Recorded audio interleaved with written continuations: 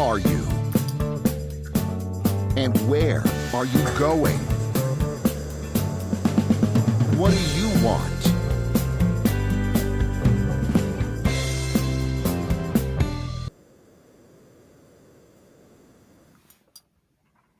Hello and welcome to Trust and Estates Weekly.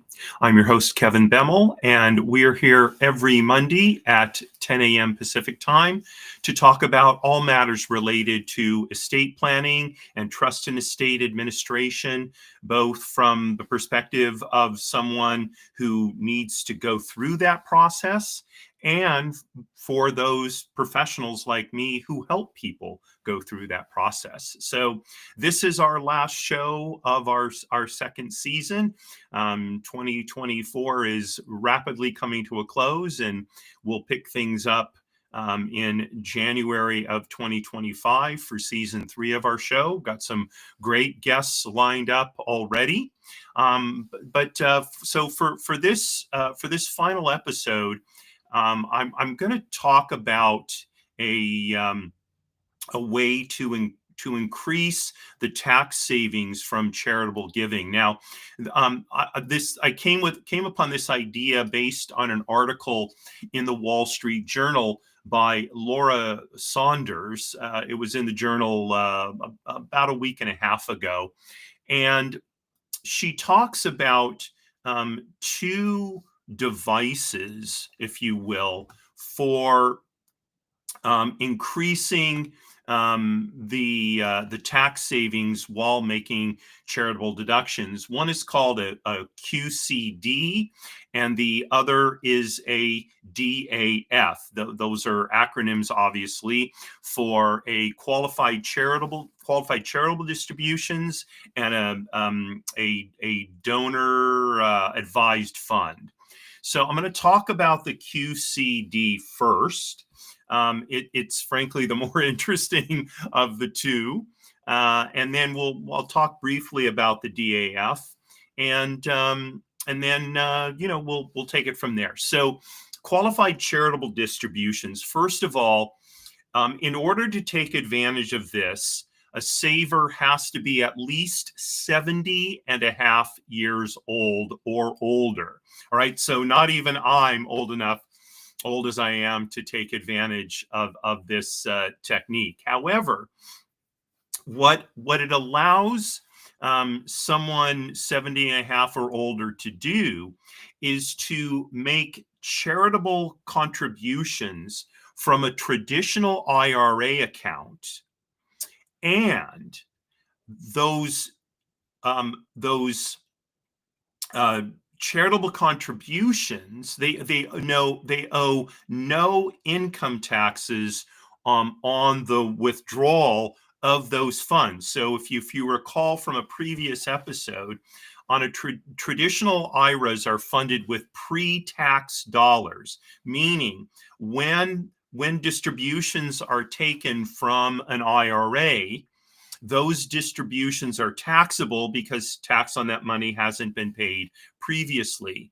In this case, the donor can make a contribution directly from the IRA, and even though that constitutes a distribution, that distribution does not incur income taxes. Okay, and then and on top of that, so they can get this tax break even if they don't itemize. Okay, so the standard deduction is so large these days that many taxpayers do not itemize their deductions, and so charitable deductions are on your income tax return are an itemized deduction. So if you don't have enough itemized deductions to make itemizing worthwhile, so in essence, you lose the benefit of the tax deduction for making a charitable contribution. In this case, you in essence recover that because you're giving pre-tax money that you now end up not having to pay income tax on. And so that's a big benefit. Now there are some requirements on these. So first of all, if you make a QCD, okay, let's say you have a required minimum distribution from an IRA of $30,000. And let's say that you make QCDs of $7,500. The QCDs now reduce the amount of your required minimum distribution. So out of a $30,000 annual required minimum distribution, if you make $7,500 in QCDs, you only need to take an additional $22,500 in required distributions for that year. Now, that's a great benefit because, first of all, depending on what other income you have, it may keep you from being pushed into a higher tax bracket. That's number one. Number two, it flat out lowered your required minimum distribution. So whereas before you would have had to have paid $30,000 on taxes on a $30,000 required minimum distribution, now you only have to pay it on a $22,500 required minimum distribution. Okay, and so you're not only as long as you don't need the additional income, right? Which presumably you don't because you're giving the charitable contributions, right? You are saving quite a bit in taxes by making your charitable contributions this way. Okay, now now there are some hassles that go with a QCD. First of all, the check has to be drawn directly on the IRA. So you can't make the donation out of your regular checking account and reimburse it with the IRA. Okay, it has to go directly from the IRA. So either the sponsor has to make the distribution directly, or if you've got if you have checks on your IRA, then you can write a check directly from your IRA. That's number one.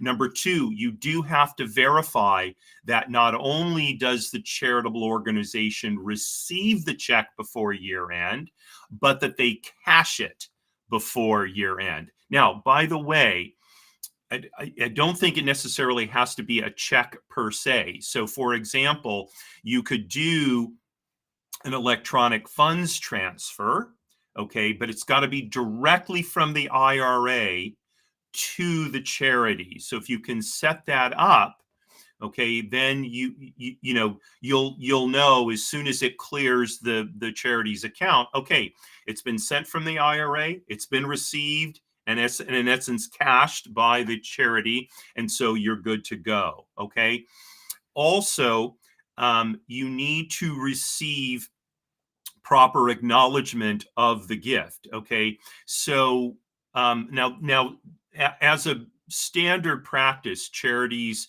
make acknowledgments of receipts of gifts, so that shouldn't be a big deal.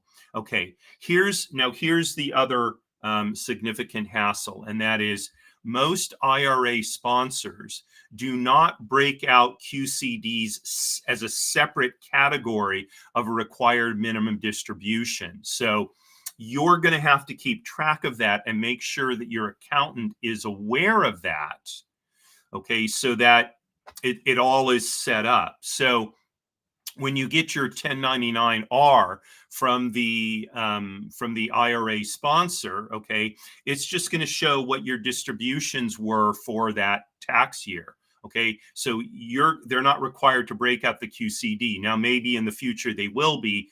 We'll have to see. But for now, you're going to have to break that out and keep those records separately to give to your accountant. So there are some additional administrative issues that you're going to have to deal with. However, the tax could be significant.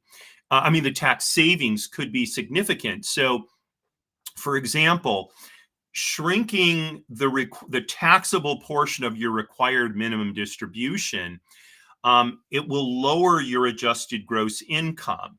Okay, and in doing so, it could lower the amount of the 3.8% surtax on net investment income that you might have to pay. Okay, and at the same time, it could also create a savings on certain like Medicare surcharges and that sort of thing. So these are all issues that you will want to talk to your accountant about. Now, obviously, the year is ending in about a week, so you're going to have to jump on your horse if you want to do that this year. But it's a good thing to, even if you don't use it this year, it's something you can look forward to using next year. Okay, and you'll have more time to get it all set up correctly. Okay, so doing qualified charitable distributions from an IRA account can be a very good way of saving on your taxes if you are 70 and a half years old or older. Okay, so this is one that only seniors can take advantage of, even seniors older than me. Okay, so it is more of a hassle than making just a regular charitable contribution, but it may very well be worth it, especially if you have large required minimum distributions. Okay, this is really a strategy that you'll want to talk to your accountant about. Okay, so that's the first one, QCDs. The second one is DAFs, donor advised funds. Now, unlike the QCD, there is no age restriction on the donor advised fund, although in general, it is something that probably is more beneficial to seniors than it is to younger people. Nonetheless, it is something to look at. Okay, and the way it works is a donor gives a certain amount of money or assets into a dedicated account at an umbrella charity known as a sponsor. Okay, so for example, here in Los Angeles, we have an organization called the Jewish Community Foundation. I'm pretty sure the Jewish Community Foundation is a sponsor of donor advised funds. Okay, now, that's not the only thing they do, but that is one of the things they do. Now, there are sort of the usual suspects of these.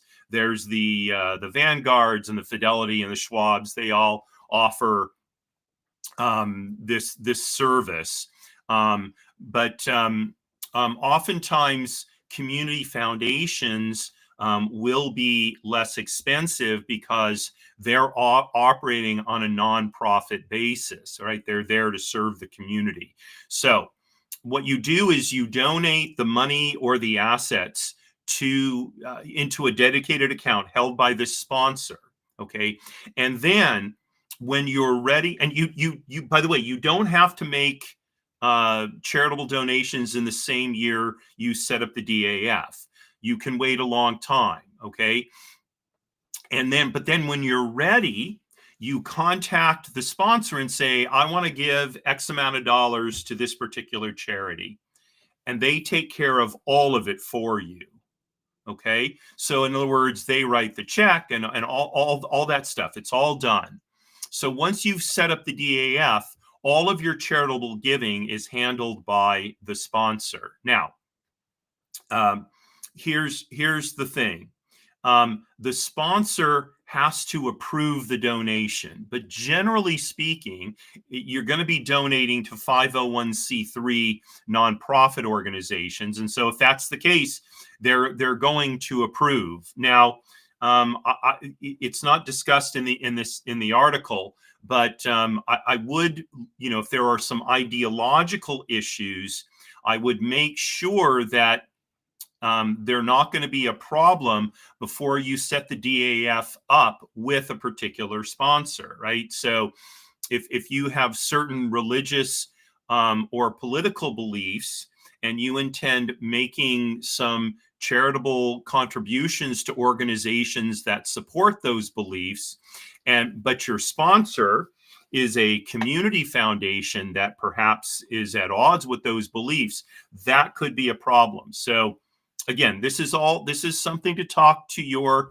accountant about, but you are going to want to make sure that none of those conflicts, as well as possible, none of those conflicts are going to arise, because the sponsor does have to approve the contributions you want to make. Now, if you've got someone like a Schwab or a Fidelity, right? So these are not ideological organizations, and unless a particular charity is a, for example, a designated sponsor of terrorism, I don't think you're going to have those issues of values conflicts with with Fidelity or a Schwab. Okay, but again, I would encourage you to talk that over with your accountant, talk it over with a proposed sponsor, to make sure that situation is avoided.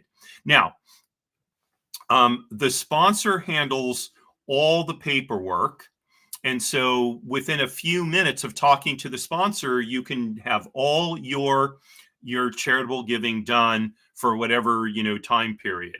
Also, donations can be made anonymously if you desire, right? So although they're coming out of your DAF, they can be made anonymously by the sponsor, and so no one will know that you're making contribution. And if you follow the news at all on these things, you'll recall that donor lists were released by, I know here in California, they were released. It appears they were released for political purposes, to try and shame people who had made donations to certain organizations. And so people are, in some cases, more concerned about making their donations anonymously. And so the DAF would allow you to do that. Okay. And the other thing is, the funds in the DAF can grow.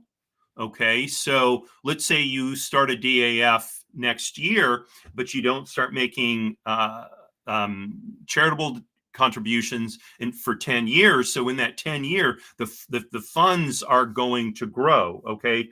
And I believe that there is no, you don't pay taxes on the growth of the funds. Okay. So again, it's a way of saving taxes, but accumulating the ability to make more charitable contributions down the line. So excuse me. Now, one of the things about a DAF is, with the current high standard deductions, donors have to, you'll have to decide whether you're going to take the standard deduction or itemize your deduction for a contribution by a DAF. Okay. And one of the ways to deal with that is bundling several years of contributions from a DAF into one tax year, and itemizing in that tax year, and then just taking the standard deduction in the other. So maybe you do 5 years worth of giving in 1 year, and in that year you itemize because it makes sense to do so. You've given such large donations, but the other 4 years you just take the standard deduction and you don't make any charitable donations. That can also simplify your tax preparation overall. Okay, so rather than trying to squeeze out the rationale to itemizing deductions every year, you don't, you don't need to do that. And so, it will simplify things a little bit in that way.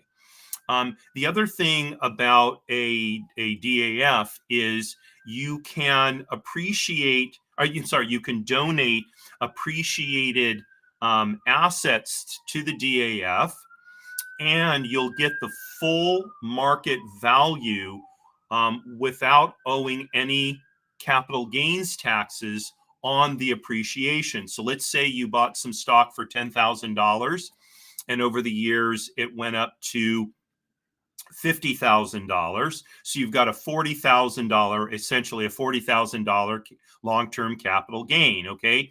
If you donate that stock to the DAF, you're going to get a $50,000 charitable deduction. Okay.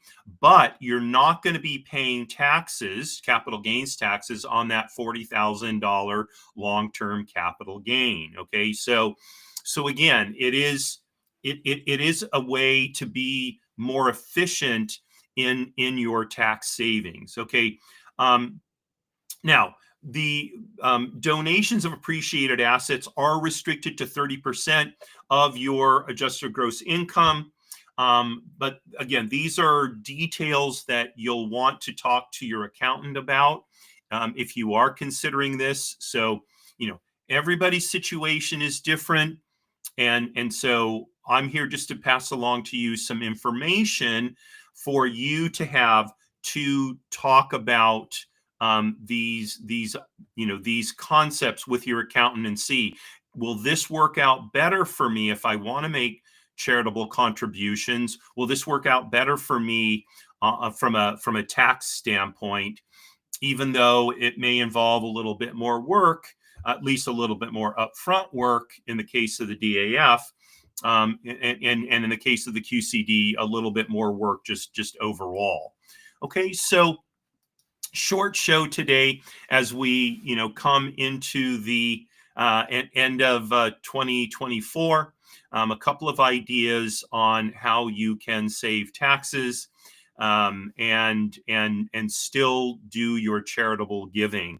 So, by the way, I've been saying talk with your accountant. You can certainly do that. You may also want to talk with your estate planning attorney about that. These should be tools in their quiver, or arrows in their quiver, as we say, to help you with your estate planning.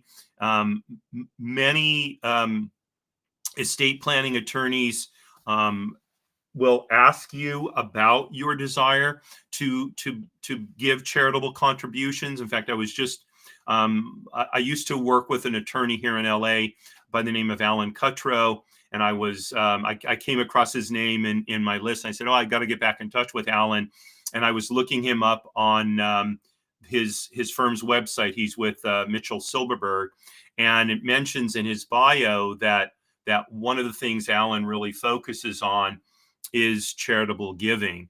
And I think that's a good thing, because many times, making your charitable giving part of your estate plan is not only a good thing to do in terms of a moral good, but it is also a good thing to do from the standpoint of tax planning and being efficient in how you deal with those tax matters. So that's what I have for you today. Tout sweet, as the French say, short and sweet. I thank you very much for joining me. I can see again, I've got some of my live viewers on. Thank you so much for your support over the year, and I really appreciate it. Hope we'll continue to join together in the new year 2025. Tomorrow is my last show for the year. And because it's Christmas Eve, I'm doing a special edition in recognition of the holiday. Just a few minutes ago, I got well, not a few minutes ago, a few minutes before the show started, I got a text message from a friend of mine wishing me a Merry Christmas, and I wished her a Merry Christmas back. And then it occurred to her, wait a minute, I don't think Kevin celebrates Christmas. So she sent me another text message saying, wait, should I have wished you Happy Hanukkah? And I texted her back. I said, yes, but Christmas is a much more important holiday this time of year. And so, the rabbi's going to do a show on Christmas Eve, and it'll be a little bit nostalgic for me. I remember being in the Cub Scouts and the Boy Scouts, and celebrating the holiday in pack and troop meetings, and getting to learn about it. I remember learning about an Advent wreath, for example, and such. So I'll be sharing a couple of those stories tomorrow, as well as you know, on my special editions, I do some kind of reading, which I'll be doing tomorrow as well, a visit from St. Nicholas. So again, thank you so much for joining me, not just today, but all year long. I'm very, very grateful. And for all of you who subscribed, I hit the magic number of 500 subscribers on my YouTube channel over the weekend. And thank you so much for being a subscriber. I deeply, deeply appreciate it. And I hope that you will continue to find benefit in being a subscriber. If you have any thoughts about topics that you'd like to see in this show or any of my 4 shows, please do share them with me. I'd love to hear from you. If you have comments, questions, negative or positive, please feel free to drop them into my social media. You'll see all the links in the show notes after this episode posts. If you have something private, as always, you can email me. My email address is in the show notes as well. So I wish you a wonderful rest of the day. And signing off, as I always do, Marie, darling, you are my belle. Courage at all times.